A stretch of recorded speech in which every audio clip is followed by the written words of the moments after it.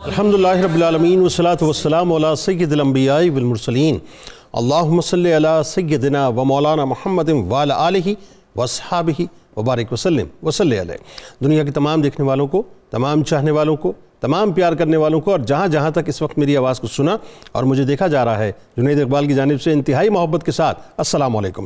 ایک بار پھر ناظرین، آپ کو پر نور صبح نور کے ساتھ میں دل کی عطا گہرائیوں سے خوش آمدید کہتا ہوں، اور آئیے بلا توقف چلیں حضرت ابو انیس محمد برکت علی علیہ رحمہ کی تالیف اسماء النبی کریم صلی اللہ علیہ وآلہ وسلم سے رسول اللہ صلی اللہ علیہ وآلہ وسلم کا ایک اسم مبارک پڑھنے اور سننے کی سعادت حاصل کرتے ہیں۔ سیدنا صاحب العلم صلی اللہ علیہ وآلہ وسلم، ہمارے سردار، تمام علوم کے مالک، درود و سلام بھیجے اللہ آپ صلی اللہ علیہ وآلہ وسلم پر، آپ صلی اللہ علیہ وآلہ وسلم کے آل پاک پر اور صحابہ کرام رضوان اللہ تعالیٰ علیہم اجمعین پر۔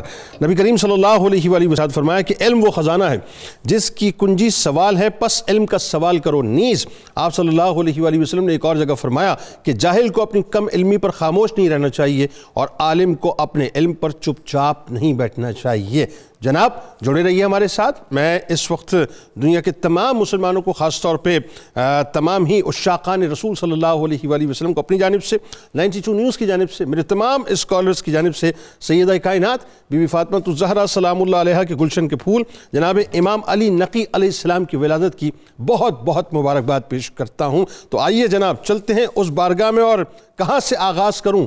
گلشن سیدہ کائنات سلام اللہ علیہا کی اس پھول کی شان کے ناظرین جو پیکر تقوی و طہارت بن کر آئے، جو چشمہ جود و سخا بن کر آئے، جو زینت مسند امامت بن کر آئے، جو زاہدوں کے سردار بن کر آئے، جو حب الہی کے شاہکار بن کر آئے، جو صلہ رحمی کی مہکار بن کر آئے، جو دین اسلام کے وفا شعار بن کر آئے، جو عالم علوم قرآن بن کر آئے، جو اپنے نانا جان کے تابع فرمان بن کر آئے، جو دین مصطفی کی آن بان اور شان بن کر آئے، جو عباسی حکمرانوں کے سامنے حسینی پیغام بن کر آئے، جو امت کے لیے عکس سیرت خیر الانام بن کر آئے، کہ امام علی نقی علیہ السلام کی شان و عظمت کا کیا ہی کہیے ناظرین، کہ جو نام علی کی نسبت کا حوالہ لیے باطل کے سامنے حق کی روشن مثال ہیں، جو اپنے ہر عمل میں اور ہر کردار میں بے مثل و بے مثال ہیں، جو آسمان سیدہ کائنات کے وہ آفتاب ہیں جنہوں نے اپنے کردار سے ایک جہاں کو روشن کیا، جنہوں نے ابتدا ہی سے مدینہ پاک کے باہر مسند علم سجا کر لوگوں کو حدیث کا درس دیا، جو کم سنی کی عمر سے ہی امتحانات اور آزمائشوں کے راستے پر چلائے گئے اور قدرت کی جانب سے کئی ایک مواقعوں پر آزمائے گئے، یعنی صرف 6 برس کی عمر میں ناظرین، 6 برس کی عمر میں ہی اپنے بابا جان کی شہادت کا غم سہا اور امامت کی عظیم کڑی کی حیثیت سے امامت کی ذمہ داری کو اپنے اٹھایا۔ ناظرین کرام، آپ علیہ السلام وہ ہستی ہیں جنہوں نے اپنی حیات پاک میں 6 عباسی خلفاء دیکھے، ان کے اہل بیت اطہار علیہ السلام سے بغض دیکھے، دشمنی میں اٹے ہوئے ان کے مکروہ چہرے دیکھے، حکومت کے نشے میں مخمور ان کے وجود دیکھے، اہل بیت کی شان میں گستاخیاں کرنے والی زبان دراز گستاخ بھی دیکھے، سر دربار استہزاء کرنے والے بھی دیکھے، کرسی اور طاقت کے چھن جانے والے بھی دیکھے ناظرین، اور متوکل کی جانب سے 12 برس کی قید و بند کے دوران ظلم و ستم بھی دیکھے۔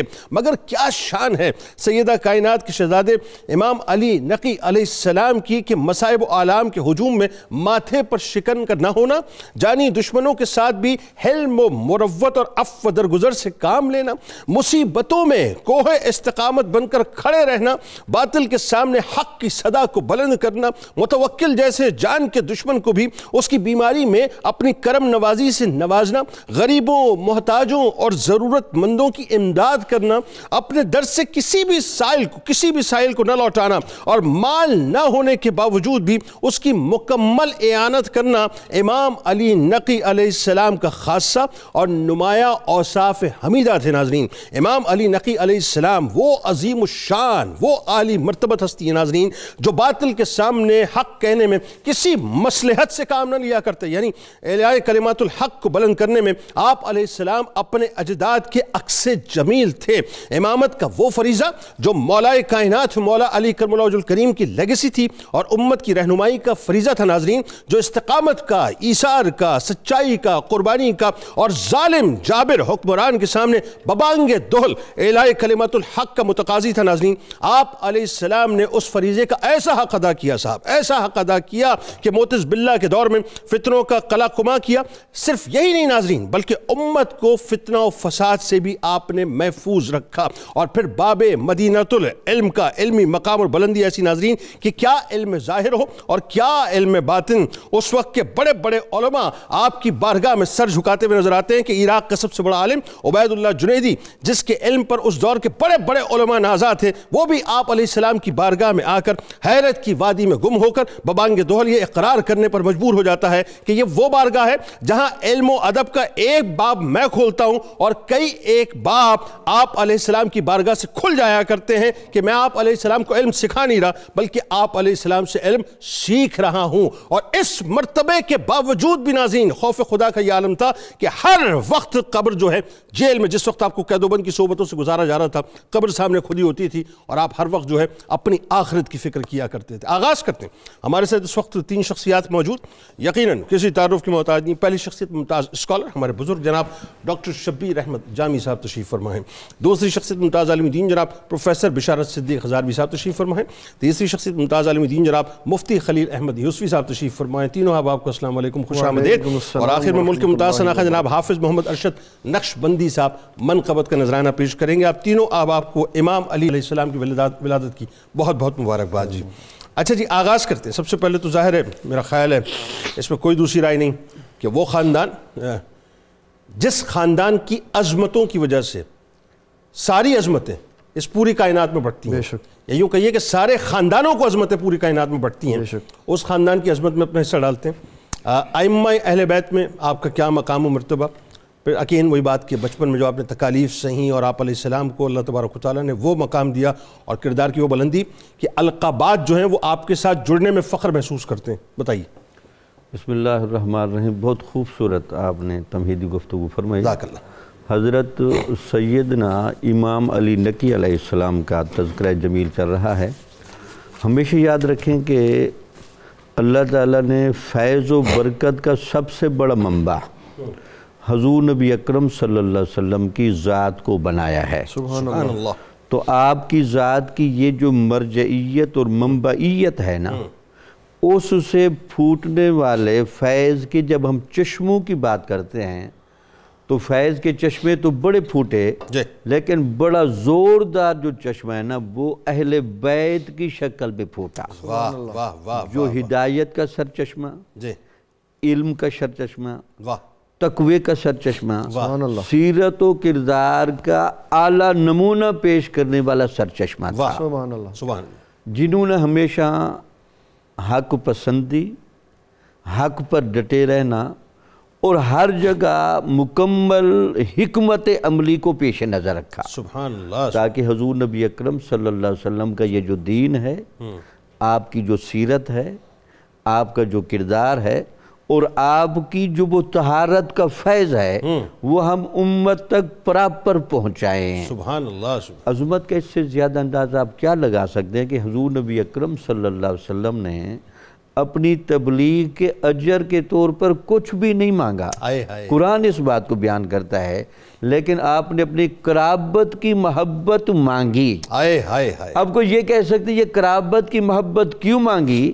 اس لیے مانگی کہ تم میرے قرابت سے محبت کرو گے تو ہر اعتبار سے میرے قریب ہو جاؤ گے، کیونکہ ان کی جو محبت ہے نا یہ صرف خام خواہ کی محبت نہیں، جب ان سے محبت کرو گے حتیٰ کہ ان کے نام بھی لوگے تو تمہارے اندر تقوی اور طہارت پیدا ہوگا، تم اس رنگ میں رنگے جاؤ گے۔ خواجہ قمر الدین سیالوی صاحب کا بڑا مشہور قول ہے جو بیان کیا جاتا ہے، آپ کہتے تھے کہ آپ اگر ائمہ اہل بیت کا نام بھی جپتے رہنا آپ متقی بن جائیں گے۔ اللہ اکبر۔ اب دیکھنا تو یہ نا کہ یہ سارے نام لینے کے باوجود بھی اگر وہ نام ہماری سیرت و کردار میں تبدیلی کا باعث نہیں بنتے تو پھر ہمیں غور کرنا چاہیے کہ ان ناموں کا کیا تقدس ہے، ان ناموں کا کیا انتخاب ہے، ان کا کیا رنگ ہے۔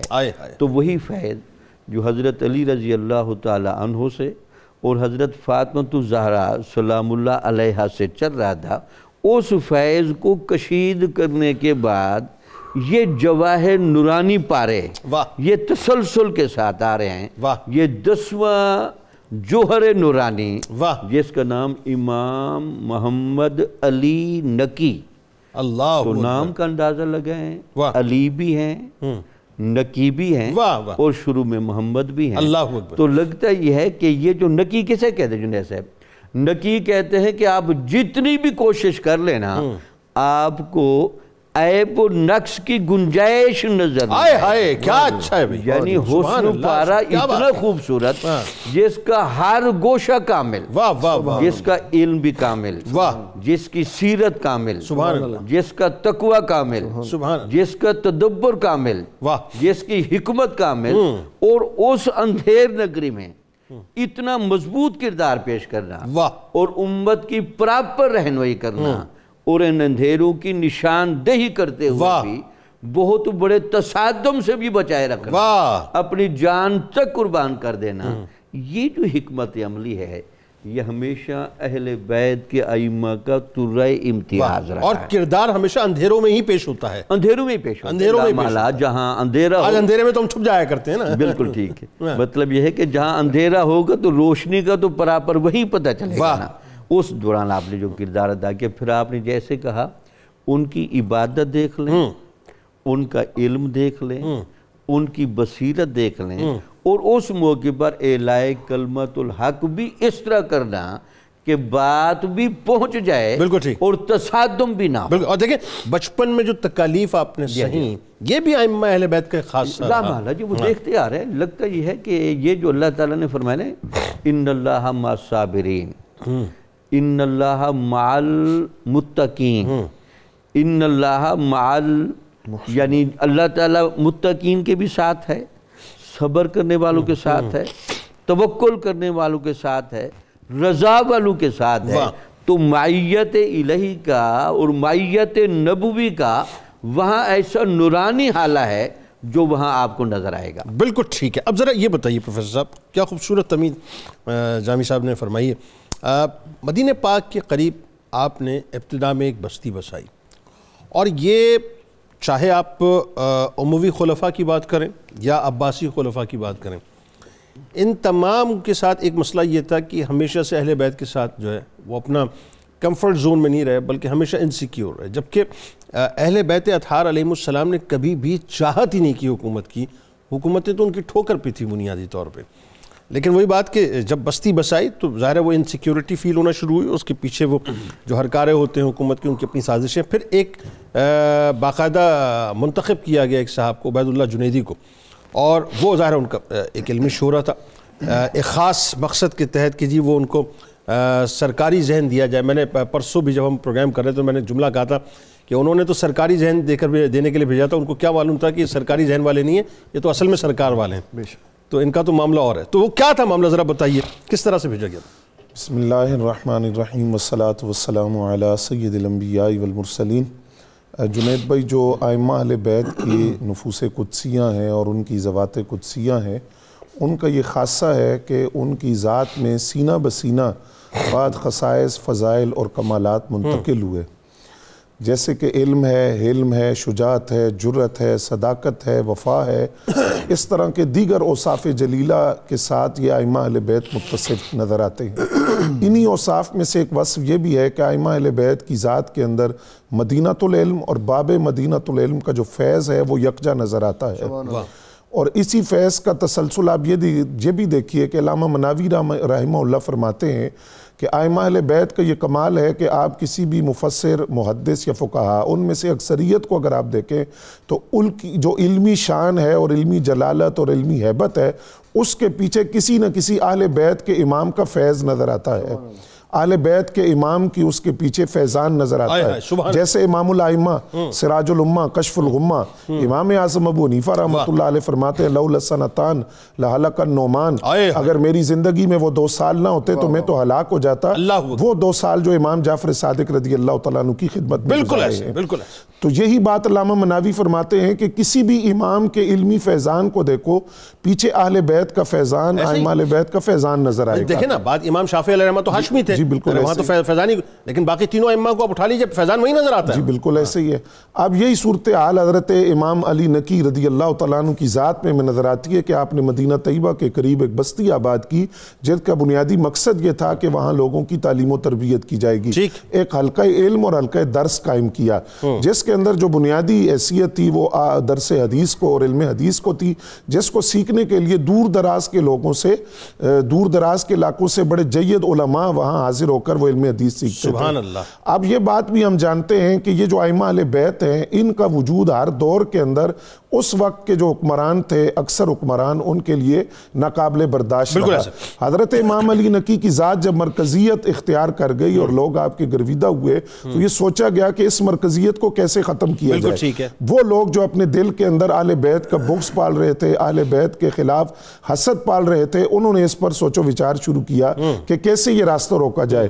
تو عمر بن رخجی یہ جب بیت اللہ کا حج کر کے مدینہ طیبہ پہنچا تو اس نے مشورہ دیا کہ اس کے طریقہ کار یہ ہے کہ آپ ابھی کم سن ہیں، آپ کی تعلیم و تربیت کے لیے ایک ایسے معلم کا انتخاب کیا جائے جو آپ کی اس مرکزیت کا راستہ روک سکے۔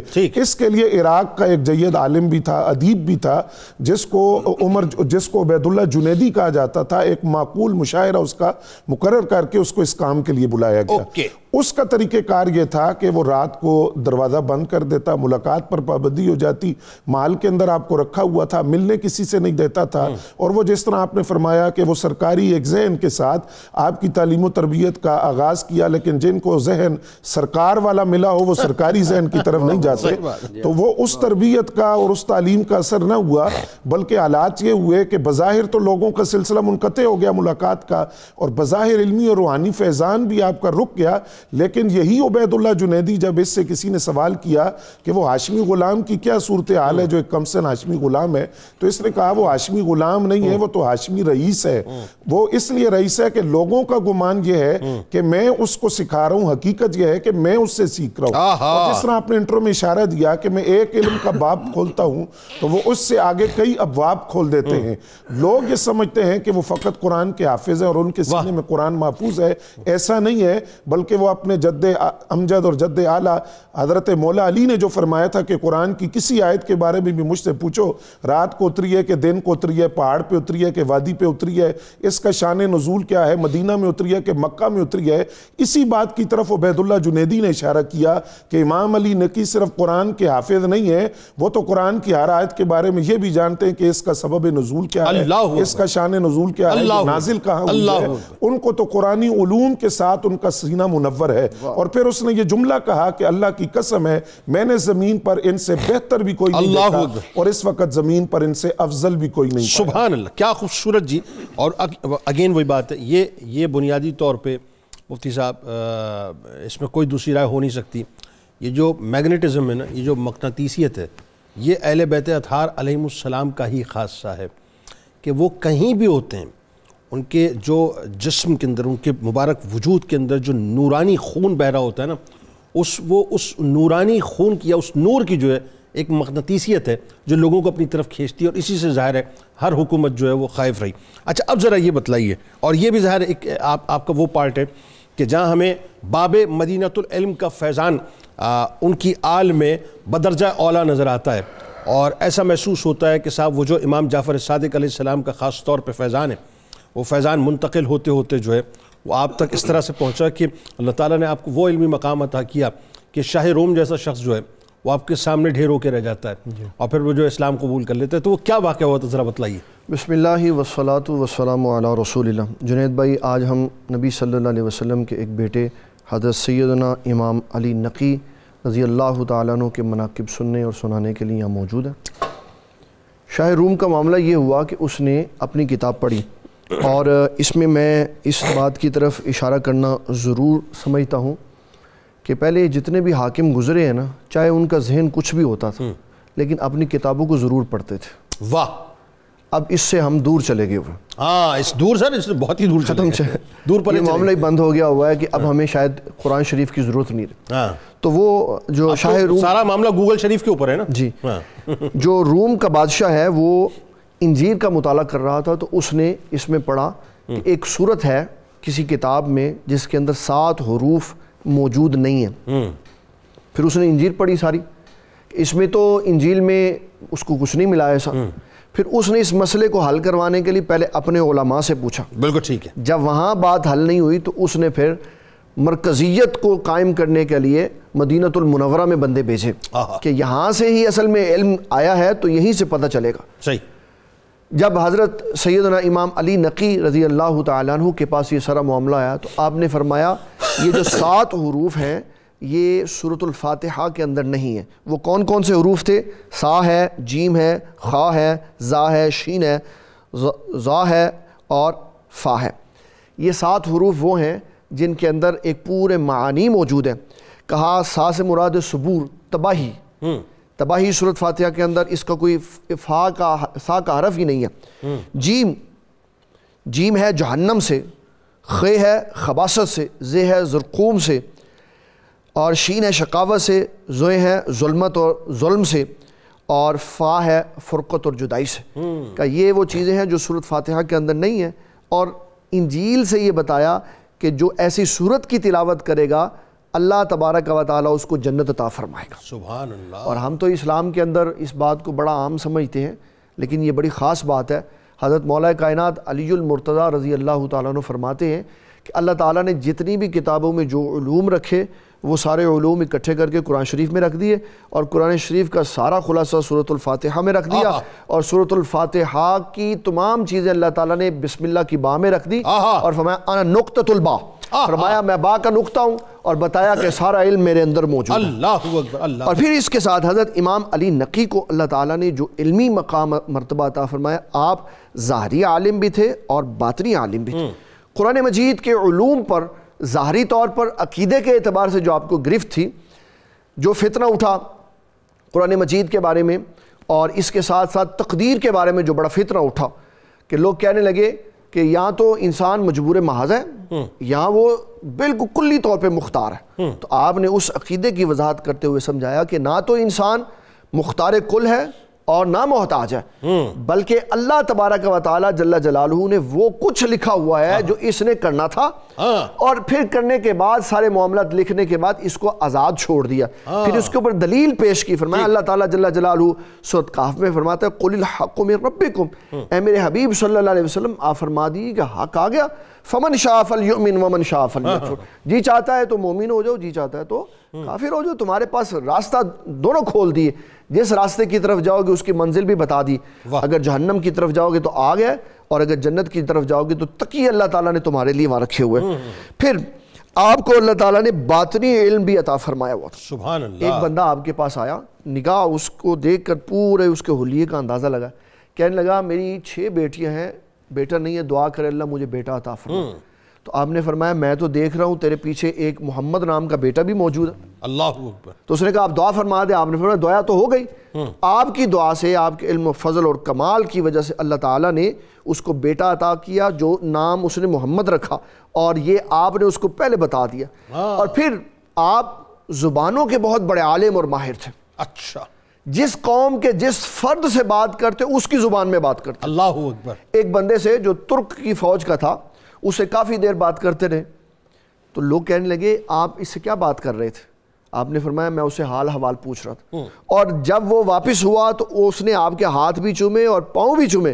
تو لوگوں نے اس سے پوچھا یہ کیا کیا؟ کہا میں تو ان کے علم پر حیران ہوں کہ اللہ تعالیٰ نے ان کو ظاہری باطنی، مجھے تو لگتا ہے اللہ تعالیٰ نے لوح محفوظ بھی ان کے سامنے رکھا ہوا کہ جب انہوں نے مجھے پکارا تو اس نام سے پکارا جو نام صرف میرا باپ لیتا تھا اور کسی کو نہیں پتا. اور ایک کمال بات جو بات ہم کر رہے تھے شاہ روم کی، آپ یہ دیکھیے کہ حکومت آ کے جہاں گھٹنے ٹیک دیا کرتی تھی وہاں اللہ والے شروع ہو جاتے ہیں. وہاں اللہ والے تو شروع ہو جاتے ہیں، لیکن کمال یہ ہے کہ حکومت کو جب کوئی راستہ نہیں ملتا تو صرف ایک ہی راستہ ملتا ہے، وہ در اہل بیت اطہار علیہ السلام ہے. کہ وہی بات ہے کہ آپ کا علم ہے اور آپ کی فراست ہے کہ جس کی وجہ سے ایک بات جنید شاہ بھائی روم میں جیسا یہاں شخص جو ہے وہ اسلام قبول ایک بات یہ میں عرض کرنا چاہوں گا، میں نے ڈسٹرب کیا، معذرت چاہتا ہوں۔ پلیز، یہ علماء وہ ہیں، رسول اللہ صلی اللہ علیہ وسلم کے بیٹے وہ ہیں کہ جن کے بارے میں حدیث میں آیا کہ جس طرح لوگ یہاں دنیا میں ان کے محتاج ہیں نا، جنت میں بھی ان کے محتاج ہوں۔ اللہ یہ ان اکبر۔ کے علم کی کیفیت۔ بھائی بات وہی ہے نا کہ اصل میں مسئلہ یہ ہے کہ جو سرکار کے ہوتے ہیں پھر وہ سرکاری نہیں ہوتے ہیں۔ یہ جو جملہ ہے نا، اس جملے کی بڑی کاٹ ہے۔ آج اللہ کرے اللہ ماشاء اللہ، لیکن اللہ کرے اس بات کو جو ہے وہ ہم سمجھ جائیں صاحب کہ ہمیں سرکار کا بننا ہے، سرکاری نہیں بننا ہے۔ جب سرکار کے بنیں گے تو منشور بھی سرکار کا ہوگا، آئین بھی سرکار کا ہوگا، نظریہ بھی سرکار کا ہوگا، سوچ بھی سرکار کی ہوگی، شعور بھی سرکار کا ہوگا، فکر بھی سرکار کی ہوگی، فہم بھی سرکار کا ہوگا، فراست بھی سرکار کی ہوگی۔ سرکار ہی ہماری ابتدا ہوں گے، سرکار ہی ہماری انتہا ہوں گے، پھر دنیا جو ہے اس کا کہیں دخل نہ ہوگا۔ پرابلم یہ ہو گئی ہے آج ہمیں دنیا چاہیے، ہمیں بنیادی طور پر سرکار سے تعلق نہیں چاہیے۔ یہی وجہ ہے کہ آج پاکستان جو ہے اس حد تک ٹربولنس میں آ چکا ہے کہ اللہ تبارک و تعالیٰ بس اپنا کرم، اپنا فضل فرمائے۔ درود پاک سرکار کی بارگاہ میں، ان کے آل کی بارگاہ میں پیش کیجئے۔ لوٹ کے آپ کو بتلاتے ہیں کہ امام علی نقی علیہ السلام کا حوالہ کرامات نہیں ہے، کرامات تو آپ کی ٹھوکروں پہ ہیں، لیکن اللہ تعالیٰ نے آپ کو کیا باطنی علوم عطا فرمائے تھے اور کیا آپ کی کرامات تھیں، ان کرامات کے بارے میں بھی گفتگو ہوگی۔ درود پاک پیش کیجئے۔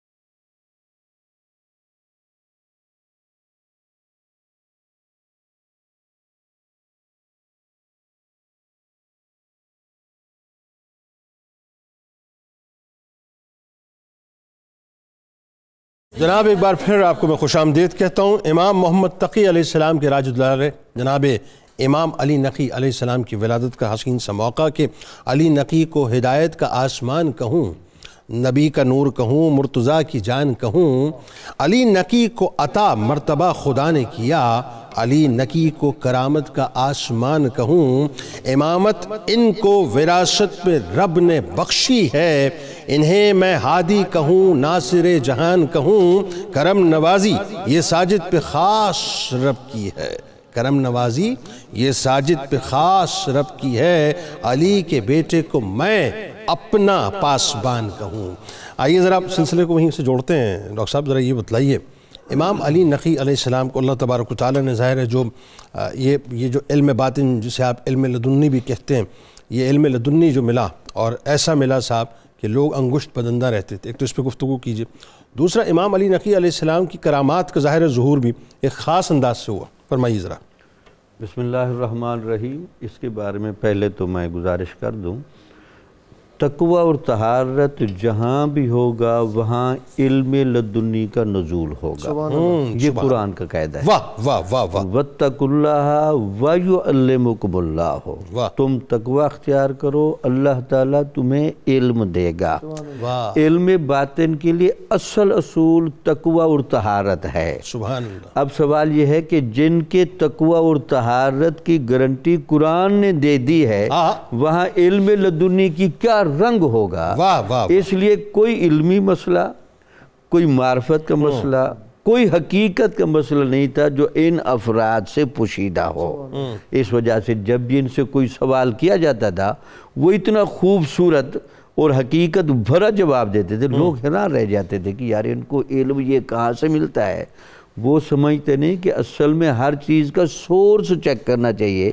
ان کا سورس نسب نبوی ہے۔ سبحان اللہ۔ تو وہ نسب نبوی کے جتنے بھی امتیازات ہیں، بلکہ میں تو یہاں ایک خوبصورت جملہ بھی بولوں جنید صاحب موجود ہیں، حضور نبی اکرم صلی اللہ علیہ وسلم کے چہرہ مبارک کا تسلسل اگر آپ دیکھنا چاہتے ہیں وہ اب بھی سادات کے چہروں میں نظر آتا ہے۔ اللہ اکبر، اللہ اکبر۔ شرط ہے کہ کوئی سید ان تمام شرائط کا پابند بیٹھا ہے، اب بھی سید کے چہرے میں آپ حضور کا چہرہ دیکھیں۔ اللہ اکبر، اللہ اکبر، سبحان اللہ۔ اتنی ان کو عکاسی کا، فیض رسانی کا ملا، وہاں علم بھی آیا، معرفت بھی آئی، نور بھی آیا، تو یہ سب کچھ آیا۔ وہ خوبصورت جملے بولے، اصل میں ہوتی ہے استقامت۔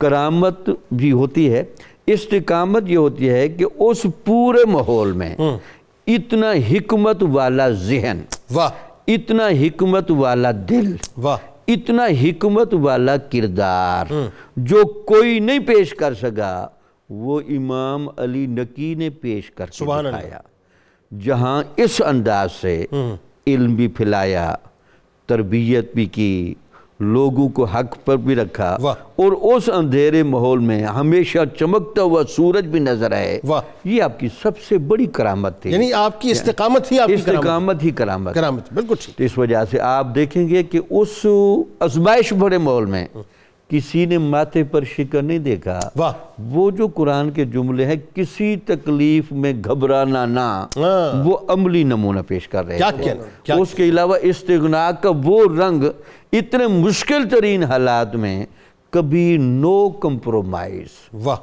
یہ نہیں ہو سکتا، چونکہ حق اور باطل کٹھے نہیں رہتے، جہاں ہم کٹھا کرتے ہیں کہتے ہم مصلحت ہیں، اصل میں وہ منافقت ہوتی ہے، مصلحت اور چیز ہوتی ہے، منافقت اور چیز ہے۔ حق و باطل کبھی بھی کٹھے نہیں ہوئے، ان کے درمیان ملاپ کی کوئی بھی شکل نہیں ہے، جنہوں نے بنا رکھی ہیں، یہی وجہ تھی کہ ان حالات میں سب کمپرومائز کر گئے، لیکن ائمہ اہل بیت نے کوئی کمپرومائز نہیں کیا، ہمیشہ حق کی بات کی، استغنار کا۔ اچھا، پھر عبادت کا وہ رنگ کہنا جنید سے آسان ہے، قبر کو سامنے کھود کر عبادتیں کرنا، یہ کیا رنگ تھا۔ اچھا، عبادت بھی علم لدنی لاتی ہے، جو کہتے ہیں کہ مجھے علم لدنی کا بڑا شوق ہے، اس کو کہ کثرت عبادت آپ کر دیں، علم لدنی اللہ تعالیٰ آپ کو دے دے گا۔ تو عبادت کے ذریعے علم لدنی ملنا ہو، طہارت کے ذریعے ملنا ہو، اور حضور کے نسب کے ذریعے ملنا ہو، یہ کون سا رنگ ہے جو آپ کو امام علی نقی کی سیرت بھی نہیں نظر آتا؟ تو علم لدنی تو وہاں ٹھاٹھے مارتا تھا۔ اس لیے آپ سے جو بھی سوالات ہوئے، بہت خوبصورت واقعہ بیان کیا ہمارے قبلہ مفتی صاحب نے، وہ شاہ روم حیران رہ گیا کہ یار ایک بندہ اتنا ذہنی طور پر حاضر ہے کہ صرف سوال ہوتا ہے کہ یہ 7 حروف کہاں نہیں ہیں۔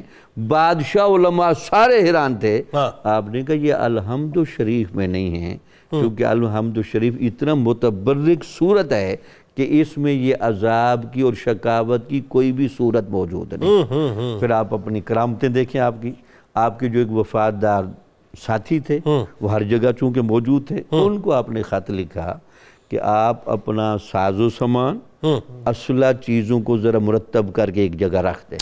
وہ بڑا حیران ہوا کہ کوئی ایسے حالات تو ہے نہیں۔ کچھ عرصے کے بعد مصر کی وہاں فوجیں گئیں، انہوں نے جا کر تلاشی دی اور ان کو گرفتار کر لیا۔ ابھی وہ گرفتار ہیں، اس گرفتاری کے موقع پر پھر آپ کو خط گیا کہ آپ نے پھر رہائی کے بعد اس فلاں وادی کی طرف نہیں جانا۔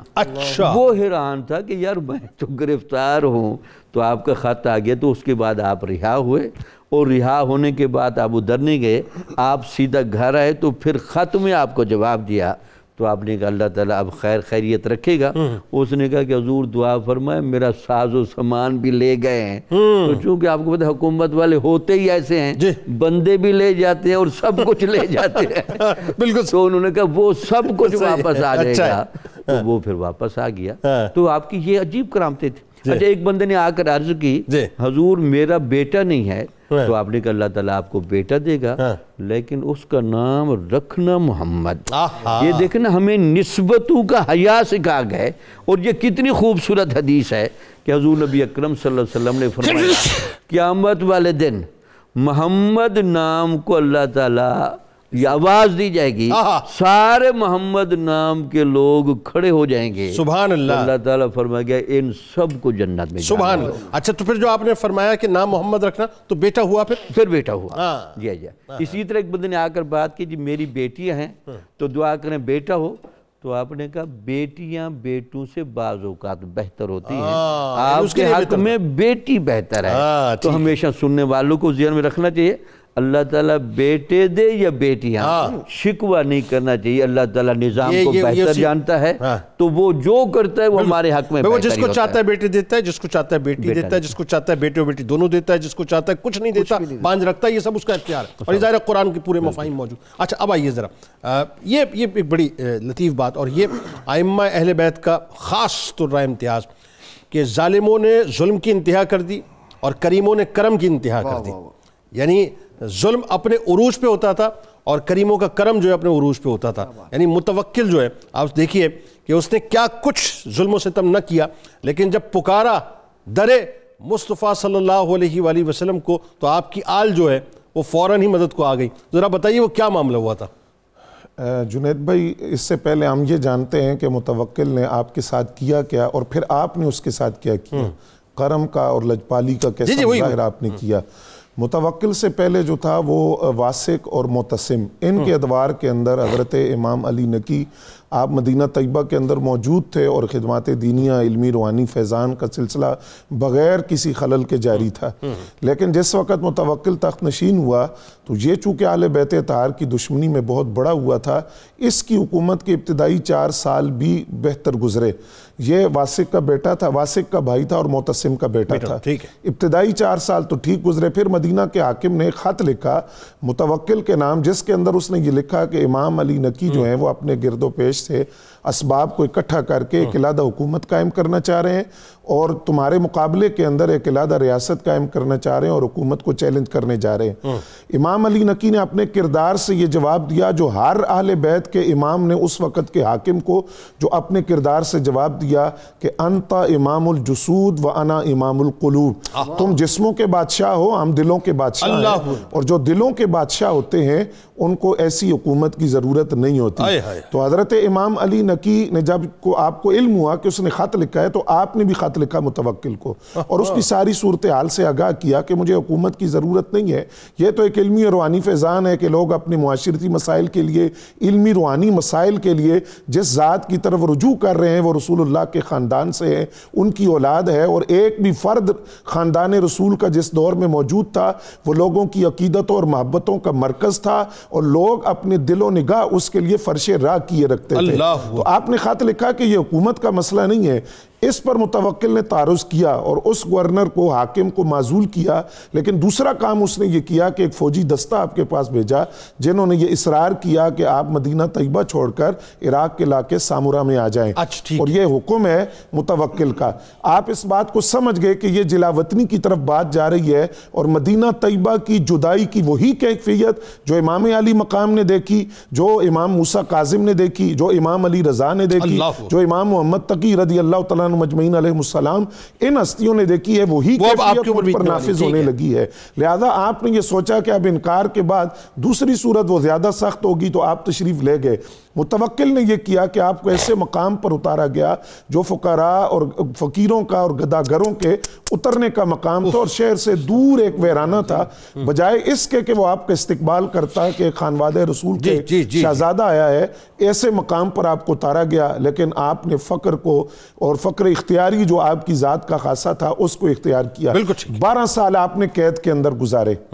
لیکن ایک طرف متوکل کا یہ ظلم دیکھیے، متوکل کا یہ کردار دیکھیے، متوکل کا یہ مزاج اور اس کا رویہ دیکھیے. دوسری طرف کریم ابن کریم ابن کریم ابن کریم ابن کریم کا کرم دیکھیے اور لجپالوں کے خاندان کی لجپالی دیکھیے. وہ جو اعلیٰ حضرت نے کہا خون خیر الرسول سے ہے جن کا خمیر، ان کی بے لوث طینت پہ لاکھوں سلام. انہوں نے کبھی اپنی ذات کے لیے انتقام نہیں دیا، بلکہ جس وقت اپنے ظلمت قدے میں مطلب آپ مطلب بلوایا تھا آپ کو اور آپ تشریف لے گئے تھے تو وہ جو استہزاء کیا تھا مطلب وہ تو انتہا کر دی تھی نا. جی بالکل. لیکن اس کے باوجود آپ دیکھیے کہ جس وقت متوکل بیمار ہو گیا اور اس کی کمر کے نچلے حصے پر ایک پھوڑا نکلا جس کی وجہ سے اس کو دکھا بھی نہیں سکتا محال ہو گیا تھا، تو اس کی ماں نے یہ نظر مانی کہ اگر کسی نے یہ علاج کر دیا تو میں اس کو دراہم و دنانیر نذرانے میں پیش کروں گی.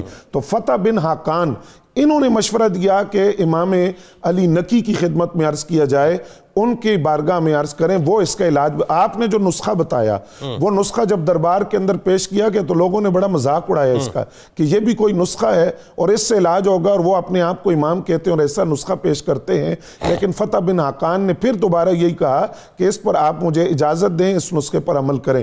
وہ جو نسخہ حضرت امام علی نقی نے بتایا تھا تو آپ نے اس نسخے پر عمل کیا. 3 دن کے اندر متوکل کا وہ مرض دور ہو گیا، 3 دن کے اندر اس کو شفا مل گئی، اور وہ جو اس کا زخم تھا وہ دور ہوا، اور اس کی وہ جو تکلیف تھی وہ دور ہوئی، تو اس کی ماں نے وہ نذرانہ آپ کی خدمت میں بھیجا۔ لیکن ہمیں یہاں یہ بات پتہ چلی کہ یہ ائمہ اہل بیت جو ہیں ہر دور کے اندر جس دور میں بھی ان کو ستایا گیا، ان کی زبان پر کبھی آہ کا لفظ نہیں تھا، کبھی زبان پر شکوہ نہیں آیا، اللہ تعالیٰ کی بارگاہ کے اندر کبھی کوئی گلہ نہیں کیا، بلکہ صبر کا، ہمت کا، عزم کا، جرت کا ایسا منظر پیش کیا کہ ثابت کیا کہ ان کی رگوں میں جو خون ہے وہ خون رسول ہے، اور یہ خون رسول کی تاثیر ہے کہ تیری نسل پاک میں ہے بچہ بچہ نور کا۔ ان کے خاندانوں کے اندر وہ سارے کردار منتقل نظر آتے ہیں، وہ صبر ہو، علم ہو، شجاعت ہو، صبر کا پیکر اور تصویر بن کر بتایا کہ تم ظلم کی انتہا کرو، ہم کرم اور لجپالی کی انتہا کرتے ہیں۔ ایسا ہی ہے۔ اور دیکھیں نا یہ ایک یہ جو گفتگو ہم کر رہے ہیں، یہ گفتگو لوگ یہ نہ سمجھیں صاحب یہ صدیوں پرانی گفتگو ہے تو یہ آبسلیٹ ہو گئی ہے یا ڈسکارڈ ہو گئی ہے، آؤٹ ڈیٹڈ ہو، نہ نہ نہ نہ، اہل بیت اطہار علیہم السلام کا کردار زندہ کردار ہے، زندہ کردار ہے، اور ہر دور کے لیے وہ کردار، ہر دور کے لیے، ہر دور میں آپ کو تاریکی نظر آئے گی، اور ہر دور میں روشنی اور نور جو ہیں وہ اہل بیت اطہار علیہم السلام، سرکار علیہ السلام کے صحابہ، یہ ساری ہستیاں ہیں۔ اور آج اگر ہم یہ سمجھ لیں کہ دشمن کو معاف کرنا جو ہے وہ کتنا بڑا کام ہے، تو ہمیں سیکھنا انہی سے پڑے گا۔ اچھا بھائی، فائنلی آپ کی عبادات، بڑا چرچا ہوا گفتگو میں، ظاہر سر دست بات ہوتی رہی، زہد و تقویٰ، خوف خدا، یعنی نسبی فضیلت کس اوج پر ہے، لیکن اس کے باوجود خوف خدا اپنی اوج پر ہے۔ اور پھر وہی بات کہ دنیا جو ہے وہ تو ظاہر ہے جد کا معاملہ، 3 طلاقیں دے دیں، 3 طلاقیں دے دیں، صاحب بتائیے ذرا۔ جنید بھائی، عبادات کی کیفیت یہ ہے کہ جتنے بھی اہل بیت کے اندر احباب نظر آتے ہیں، نبی صلی اللہ علیہ وسلم کے شہزادے اور شہزادیاں، ان سب کو ایک قلبی لگاؤ ہے، اور یہ آیا ہے سیدہ فاطمۃ الزہرا رضی اللہ تعالیٰ عنہ کی طرف سے، سبحان اللہ، کہ عبادت رات بھر ایسے کی کہ ایک ہی سجدے میں رات گزار دی، اور پھر رب سے کہا یا اللہ کوئی تو رات ایسی لمبی بنا دے کہ میں جی بھر کے تجھ کو سجدہ کر لوں۔ امام علی نقی سلام اللہ علیہ رضی اللہ تعالیٰ عنہ، آپ نے قید و بند کے اندر بھی راتوں کو عبادت کے ساتھ اپنا وقت گزارا۔ سبحان، اور ہمارے صوفیہ اکرام کہتے ہیں اللہ والوں کو 2 چیزیں بڑی پسند ہیں، سردیوں کی راتیں اور گرمیوں کے دن۔ کہا سردیوں کی راتیں اس لیے کہ عبادت میں کھڑے ہونے کا لطف آتا ہے، اور گرمیوں کے دن اس لیے کہ لمبا روزہ رکھنے سے مزہ آتا، اور یہ دونوں چیزیں اللہ تعالیٰ کے قریب کر دینے والی۔ اور پھر زہد و تقویٰ کی کیفیت یہ ہے کہ حدیث مبارک کو بعین ہی اپنے اوپر وارد کیا ہوا تھا کہ رسول اللہ صلی اللہ علیہ وسلم ارشاد فرماتے ہیں کوئی عابد بننا چاہتا ہے، کوئی دنیا سے بے رغبت ہونا چاہتا ہے، تو اس کو اس پیٹرن پہ عمل کرنا چاہیے جو امام ترمذی نے 2305 نمبر حدیث میں بیان کیا۔ رسول اللہ صلی اللہ علیہ وسلم فرماتے ہیں اتق المحارم تکن اعبد الناس، فرمایا حرام چھوڑ دے، دنیا کا سب سے بڑا عبادت گزار ہو جائے۔ سبحان اللہ۔ اس کا معنی یہ ہوا کہ رات کو عبادت کرنا اور صبح حرام کھانا یہ کوئی معنی نہیں رکھتا، حرام چھوڑنا پڑے گا۔ اور ان اہل بیت کے احباب کا یہ اعلیٰ معیار ہے کہ حرام تو بڑی دور کی بات، کبھی شک والی شے بھی ان کے اندر نہیں گئی، ایسا ہی انہوں نے ہمیشہ شک والی شے سے بھی اجتناب کیا۔ اور دل کے اندر مال و دولت کی ایسی بے رغبتی تھی کہ ایک معاملہ ہوا، ایک بندہ کہنے لگا مجھے کچھ قرض چاہیے، تو آپ نے فرمایا ایسے نہیں قرض مانگو، کل صبح آنا اور مجھے یہ کہنا کہ میرا آپ پر قرض ہے، میں آپ کو قرض دوں۔ جب وہ بڑی مجلس میں آیا تو امام علی نقی کہنے لگے کہ 3 دن کے بعد آنا تو تمہیں مل جائے گا۔ تو پھر جو آپ کو بطور تحفہ 30,000 درہم ملے نا، 10,000 اس نے مانگے، اور یہ نہیں کہا کہ چلو 20,000 میں اپنی جیب میں رکھ لوں، فرمایا یہ 10,000 قرض کے لے جاؤ اور 20,000 اپنے بال بچوں کے لیے لے جاؤ۔ ایسا ہی ہے، یہ دنیا سے بے رغبتی کہ دنیا کے اندر کسی شے کے اندر اپنا دل نہیں لگایا، اور خوف خدا اتنا تھا کہ تنہائیوں میں بھی کوئی ایسا کام کبھی نہیں سوچا کہ جس سے رب ناراض ہو۔ اس لیے کہ پوری اہل بیت کا ایک نظریہ ہے کہ ہم نے زندگی ایسے گزارنی ہے کہ جب حضور پاک صلی اللہ علیہ وسلم کی بارگاہ میں جائیں تو نانا جان ہماری وجہ سے فخر بلند کرے اپنا ساتھ۔ سبحان اللہ، یہ ان کا اعلیٰ معیار ہے۔ اور پھر ایک بڑا خوبصورت معاملہ جو بھی پہلے بھی ڈسکس ہوا کہ قبر کو سامنے ہمیشہ رکھا۔ ہاں، یہ کیسی بات؟ یہ ایک اتنا خوبصورت عمل ہے، رسول اللہ صلی اللہ علیہ وسلم فرماتے ہیں کہ قبروں کی زیارت کرو۔ ٹھیک، فرمایا کنت نہیتکم عن زیارت القبور فزوروها، میں منع کرتا تھا اس لیے کہ قوم ابھی بت پرستی سے ہٹی ہے تو قبر پرست نہ ہو جائے۔ جب دیکھا کہ ان کے اندر سے یہ سارے خلیات ختم ہو گئے، پھر فرمایا قبروں کی زیارت کیا کرو۔ حضور اس کی وجہ کیا ہے؟ فرمایا تزہی دنیا تزہد فی الدنیا و تذکر الآخرہ، دنیا میں زہد پیدا ہوگا اور آخرت کی یاد آئے گی۔ اللہ، اچھا آپ یہ دیکھیے، یہ جو آپ کو 12 برس گزارنے پڑے، قید و بند کی صحبتیں جو برداشت کرنی پڑی، آپ جیل کے اندر روایتیں بتاتی ہیں کہ اپنے سامنے جو ہے وہ قبر کھود کے رکھا کرتے تھے، اور یہ واحد آپ کی ہستی ائمہ اہل بیت میں ہمیں نظر آتی ہے کہ جو اس انداز سے اس عمل کو اختیار کیے ہوئے تھے آپ۔ تو یہ بنیادی طور پہ اس کے پیچھے پیغام، ایک تو یہ کہ دنیا کی کوئی وقت نہیں ہے، دوسرا ہم جیسے گناہ گاروں کے لیے کیا یہ بہت بڑا میسج نہیں ہے کہ جب ائمہ اہل بیت کی سنہری کڑی میں یہ ہستی جو ہے یہ کام کر رہی ہے تو ہمیں تو بدرجہ اولا پھر اپنی قبروں کو یاد رکھنا چاہیے۔ اس میں 2-3 پہلو جنید بھائی نکلتے ہیں۔ ایک تو یہ کہ انسان کو قبر سامنے رکھ کر یہ بتایا کہ بالآخرت جانا ہے، اور دوسرا سب سے بڑا اس کے اندر یہ پہلو بھی نکلتا ہے کہ اولیاء اکرام، علماء اعظام اور نیک صالح لوگ اپنی زندگیوں میں قبروں کا انتخاب کر لیتے تھے۔ اس کے لیے حضرت ابوبکر صدیق کی بات اہل بیت کے ذکر میں سنانی پڑے گی۔ جب نبی صلی اللہ علیہ وسلم کا وصال مبارک ہوا، اس دن کے اندر 8 بڑے فتنے پیدا ہوئے۔ ان میں سے ایک مسئلہ یہ بھی الجھ گیا کہ نبی صلی اللہ علیہ وسلم کی قبر مبارک کہاں بنانی، تو آپ ہی وہ تھے جو امت کی رہنمائی کرنے والے تھے۔ فرمایا انبیاء، سچے نبیوں کی یہ دلیل ہوتی ہے کہ جہاں ان کا وصال ہوتا ہے وہی ان کی قبر شریف ہوتی ہے۔ تو یہ مومن کے لیے لازم ہے کہ وہ یہ یاد رکھے کہ میں نے قبر کے اندر جانا ہے، اس کے لیے تیاری کرنی ہے۔ وہاں کوئی نہیں ہے، صرف اعمال ہیں، نیک اعمال ہیں، عبادات ہیں۔ اور ایک بہت بڑے محدث گزرے ہیں، انہوں نے یہ لکھا کہ رسول اللہ صلی اللہ علیہ وسلم ارشاد فرماتے ہیں جب انسان قبر میں چلا جاتا ہے نا تو بند ہو جاتی ہے، ابھی وہ سوال جواب کرنے والے فرشتے نہیں آتے، اس کے گھٹنے کے پاس بیٹھ کے کوئی کہتا ہے ٹھیک ہے، تو پوچھا جاتا ہے تم کون ہو؟ کہا میں تمہارے اچھے اعمال ہوں جو قبر میں تمہارے۔ سبحان اللہ، سبحان۔ بہت شکریہ آپ تینوں احباب کا، آپ تشریف لائے۔ کتاب الشفا، سورہ واقعہ کی فضیلت، فرمان مصطفیٰ صلی اللہ علیہ وآلہ وسلم، جو شخص رات کو سونے سے قبل ایک بار سورہ واقعہ کی تلاوت کر کے سوتا ہے وہ کبھی بھی فاقہ اور تنگ دستی میں مبتلا نہیں ہوتا۔ اس حدیث کی راوی حضرت عبداللہ ابن مسعود رضی اللہ تعالیٰ عنہ ہیں۔ مولا کائنات فرماتے ہیں کہ جس نے علم سیکھا اور دوسروں کو سکھایا، آسمان کے فرشتوں میں اسے عظیم انسان کہہ کر پکارا جاتا ہے۔ روزنامہ 92 نیوز میں آج مضمون ضرور پڑھیے گا امام علی نقی علیہ السلام کے حوالے سے۔ اللہ کرے آج جو ذکر پاک ہم نے کیا ہے اس کو اللہ تعالیٰ قبول فرمائے، اور ذکر کرنے والوں سننے والوں سب کو جو ہے کل بروز محشر امام علی نقی علیہ السلام کا صدقہ عطا فرمائے۔ ایکس پہ ہمیں فالو کر لیجئے، فیس بک پیج کو لائک کر کے یوٹیوب چینل کو سبسکرائب کر لیجئے۔ ملک متاثر آقا جناب حافظ محمد ارشد نقشبندی صاحب ہمارے ساتھ موجود ہیں، آپ کو خوش آمدید، السلام علیکم۔ آئیے ذرا اپنی روح سے تجدید عہد وفا، لا یؤمن احدکم حتی اکون احب الیہ من والدہ وولدہ والناس اجمعین۔ اللہ تعالیٰ آپ کا، ہمارا، ہم سب کا، پاکستان کا، امت مسلمہ کا، غزہ والوں کے لیے خاص طور پہ دعا کیجیے، اور بلکہ یمن کے لیے بھی خاص طور پہ دعا کیجیے، ان کا حامی و ناصر، آمین۔ پاکستان کا مطلب کیا؟ لا الہ الا اللہ محمد رسول اللہ صلی اللہ علیہ وسلم۔ مصطفیٰ کے نور کی تنویر ہے حضرت نقی،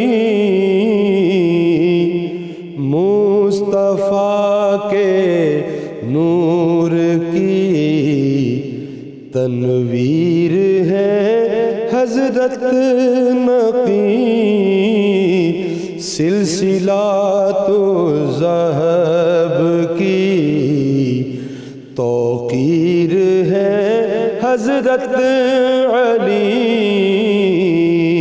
سلسلہ تو ذہب کی توقیر ہے حضرت نقی، سید و سادات وارث ہیں علی کے علم کے، سید و سادات وارث ہیں علی کے علم کے، ایک گلاب گلشن تطہیر ہے حضرت نقی، ایک گلاب گلشن تطہیر ہے حضرت نقی، ہے علی کے نام کی نسبت بھی حاصل آپ کو، ہے علی کے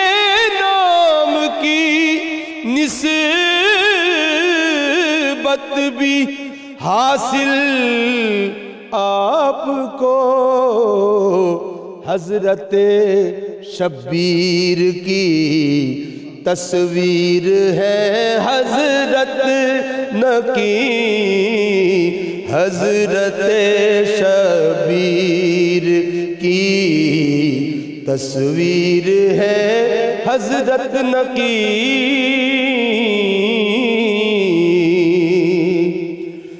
ساجد کے عزم کو ان کی عظیمت کو سلام